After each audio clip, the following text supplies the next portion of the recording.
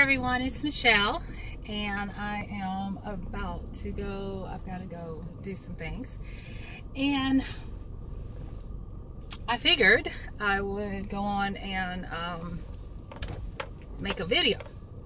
So I have a question, and it's one that I have been working on because of late I have been having to answer this myself. So when I'm asking you this, it's not because I am sitting so high and looking low down on you. It is really something that I myself have been working with. I'm gonna stop trying to use my hands because every time I do that, my camera tries to focus on my hands. So, but anyway, my question is, are you a driver or a passenger? I'm going to repeat that. Are you a driver or a passenger? Now, the reason why I'm asking this is because I recently had to stop myself from being a freaking passenger in my own life. And that thing is insidious. It will sneak up on you. You will think, oh, I'm doing the doggone thing, only to find out that you have been a passenger. Now, let me tell you real quick, I'm using my finger, sorry. Let me tell you real quick how I got myself into this.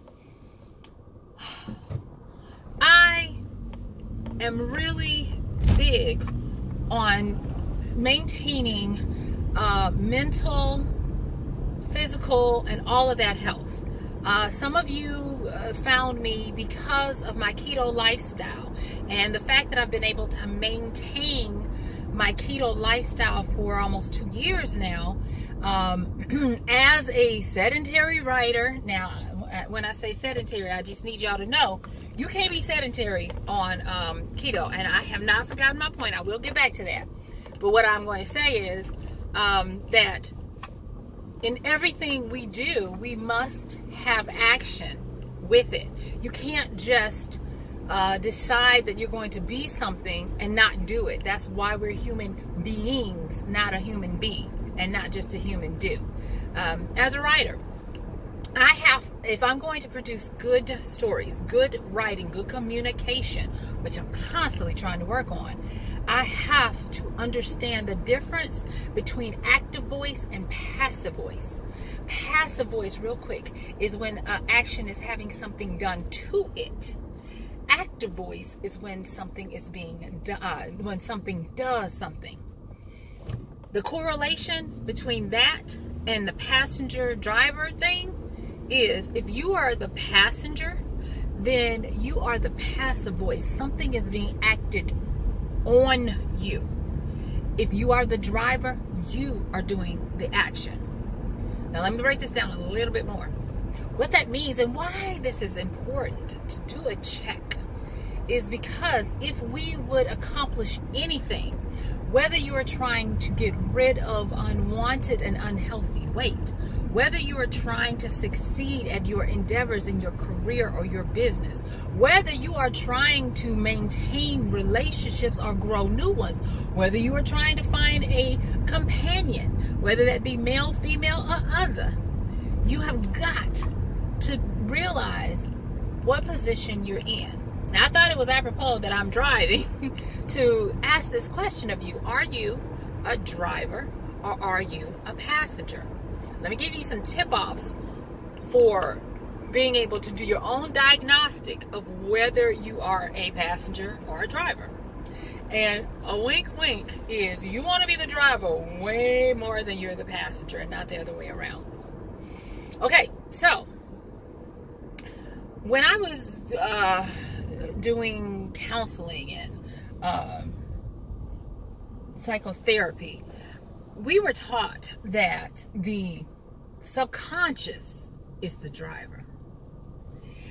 And when we were taught that the subconscious was the driver, we were taught that that is what we meant. Are you going to help? Okay, thank you. That's when we were taught that, thank you, that the quote-unquote 90% of the brain that we use is the subconscious, and the 10% is the conscious. Now, it sounds real good, but it's also a conditioning to put you in the passenger seat, to put you into where you allow fate to dictate, so that you live thinking whatever will be, will be. And you can even say, oh, I don't believe in fate. You know, when things happen and you call them consequence, or you say, oh, well, you know, that's what I get. When you think of things in a karmic way as just an answer to when things didn't go right, instead of understanding that karma can be part of a religion, or it can be part of habits that build up to something. And what I'm trying to say is, as a passenger, we tend to give away power. That's why it's a passive thing. That's why things are acted upon us. That's why, oh well, you know, one of the easiest ways to find out if you are in the passenger seat is if you are beholden to others, meaning that your livelihood is dependent on when somebody else decides they're going to pay you. You know, and I'm not talking about if you work for someone. That is an expected thing. They say, I'm going to pay you on this day, and they do. If they don't, you get up out of there, don't you? So I'm not talking about that. I'm talking about when you allow things to happen to you. A driver on, and I don't know why this is doing this. I'm not moving my hands, I promise y'all. So a passenger, say for instance, accidents. We know accidents happen. A passenger will be like, well, I guess it was just my day to be in an accident. A driver is going to say, no, either I made a mistake or somebody else made a mistake. But the accident was all up to us. A driver, if someone is trying to control your livelihood, or how much you can make, or when they pay you, a driver is going to be like, you don't want to pay me? Okay. One monkey don't stop this show. I'm going to go find another avenue, because my income is not dependent on you. I like to say this to myself. I'm not trying to convince you of anything. This is just me sharing with you. And that is, you know, you're in the passenger seat when you give up your power, when you think that others need to come rescue you, when you think, I can't get myself out of this. Let me tell y'all something, okay? Come here. A problem is not something to be rescued out of. A problem is an opportunity for you to elevate your ability to be creative, to figure out how to get out of it. And so a passenger relegates that creativity to somebody else. The first thing they think of is, who can help me? Who can get me out of this? A driver, on the other hand, is going to be like, oh, we got a problem. Okay, let me get innovative. Let me use ingenuity. Let me figure this out. You know, and now I will say, a driver will communicate with others and be like, I need to brainstorm. I need to figure this out. But they still hold the power because they are active. They are actively pursuing the way to continue to drive their life. And so it's easy to fall into the passenger. And the reason why is because in the Western society, we're actually programmed to be passengers. Sometimes in the previous, oh, that's loud. It's raining outside, y'all. In previous generations, it was real big on codependency and all that kind of stuff. And what was that? That was conditioning us to be passive. Now, I'm going to tell you something else. And this is not conspiracy. This is not anything. Programming is real. And programming leads to karmic action.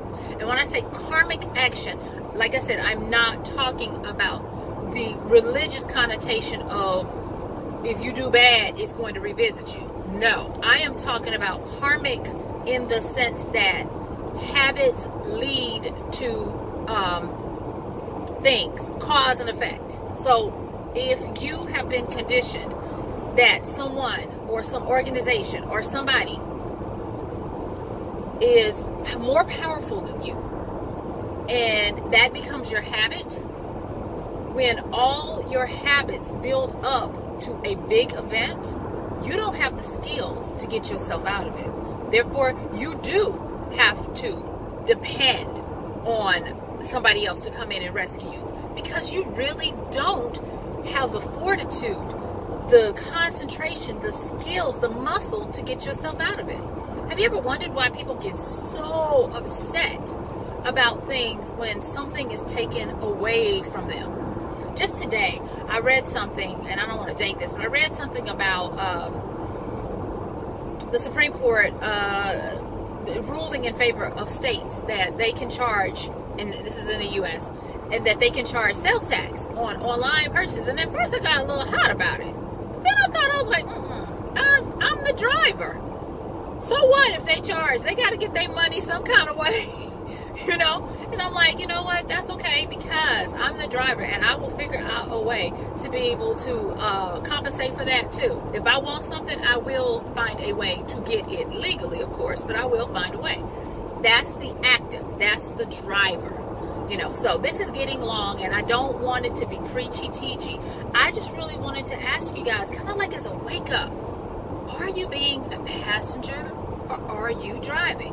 So say, for instance, you feel convicted that I've been a passenger for too long. Let me leave you with some ways that you can start small, to start shifting to becoming the driver of your own life, destiny, fate, whatever you want to call it. Simply, it's just a matter of direction. It's nothing big. It's just a matter of direction. And when I say direction, what I mean is, instead of sending everything in an upward manner, meaning that when we think of things, our orientation is always upward. Like, you know, we look up to the heavens. If you're spiritual or religious, help me, greater beings, because I can't help myself. If you think that things are dark and happening to you, we try to get away from them. And what I'm telling you is that I simply change in the direction where both up and down starts to, you arrow them where they feed into you. You use the good and you use the bad to be able to do what you want to. Make both positive and negative feed your soul, feed your heart. One of the things I like is, I don't like to do it, but I like learning about the process of gardening and how life grows in dirt and all of that kind of stuff. Love that stuff. Don't send me no gardening stuff, y'all. I'm not into it like that.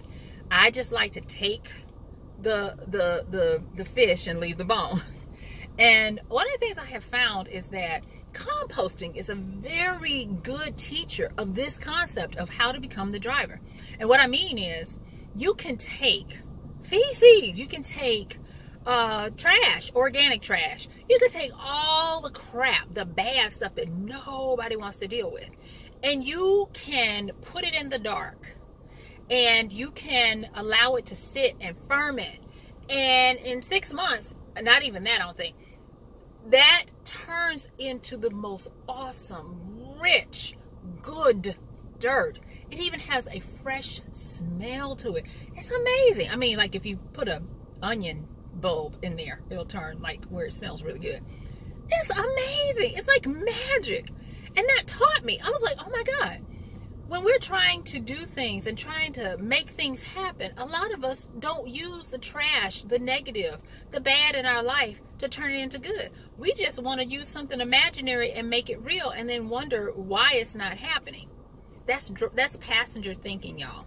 That's thinking that somebody else has the power to do this. Now, don't get me wrong. There are unseen elements. I truly know that. Not even just believe it. I know. And there's a difference between knowing and believing. I'll do another video on that. But what I'm saying is, use what you got. So if negative stuff is happening, if you're in debt, use that debt and turn it into where it pays you. Figure out how to make that turn into your good to feed you instead of beating you down and taking away from you. It should be where your soul, your heart is in the middle, and the good and the bad are feeding into you to give you strength. Too many times we got stuff that is never feeding us, never giving back to us, and we wonder why we're depleted. We're wondering why we don't have the fortitude, the ability to push forward and to do what we need to do, because we're giving all of our power away as freaking passengers, thinking, save so, case sera, whatever will be. Don't do that. Get into the driver's seat and make everything work for you. You need to be that person that finds a multi-use for everything that they get. And you're going to find that these things will gladly give into you. What we call bad and good, they come from the same energy, and they don't care. They will support you or they will happily take away from you. It does not matter. It is the wise person who is able to know how to turn that into their good. All right, so that's what I wanted to say. If you are finding that you're in the passenger, the first thing you can start off with is changing the direction of where you give out. If something bad is happening to you, don't be no woe is me. Find out a way for that to strengthen you, to help you, to feed into you. You know, use it as an exercise where you're like, okay, I'm going to take one debt and I'm going to figure out a way for this debt to get paid and to pay me or to give back to me, give me energy. You're going to be surprised when you start working that muscle, how the creative spark starts to communicate with you and give you ideas on how you can get this done. Don't believe me? Prove me wrong. Now, what I want you to do is I want you to try this. And I want you to write back and let me know how it goes. And I'm going to tell you, you're going to be like, Michelle, oh my freaking gosh. You're going to be shocked. When I tell you shocked, you're going to be like, what kind of shenanigans is this? Okay? So, let me move back. He's in the way. I want to park there. Are you trying? Hold on just a minute. Are you trying to park there? I guess not. Okay, let me see. They got this big old vehicle in the way. Okay, sorry guys. Well, anyway, this has gotten to be as long as I want it to be. I think you get the message. And I'm going to talk to y'all later. Thank you so much. Bye.